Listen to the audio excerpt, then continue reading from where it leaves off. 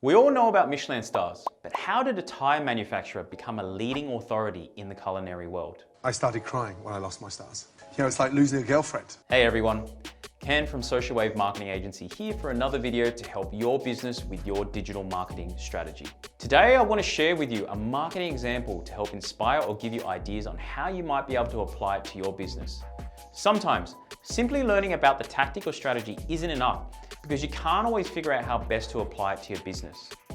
Now, before we get into it, if you enjoy our videos, please head on over to our socials and follow us to get more great free marketing content that we publish. Credit goes to Harry Dry from Marketing Example for this killer case study. So the example I want to share today is Michelin. If you've been living under a rock, Michelin is a French tyre manufacturer and considered one of the largest in the world.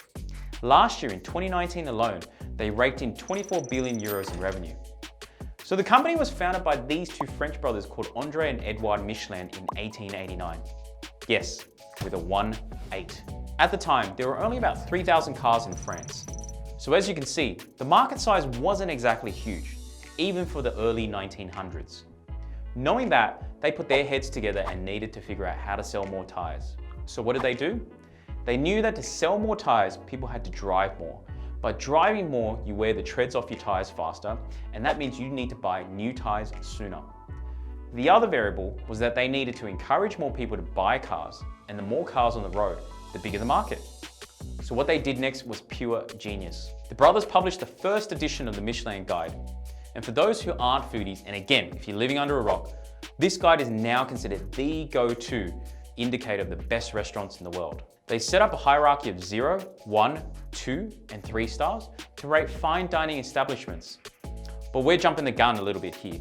This didn't happen until 1926.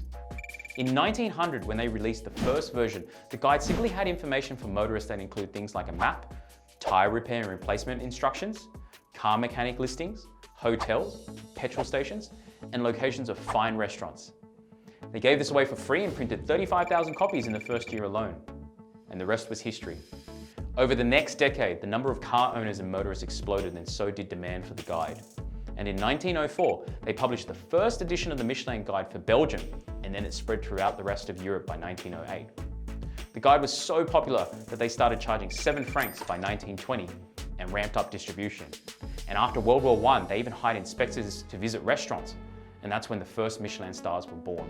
By 1930, each new edition would make it onto France's bestseller list.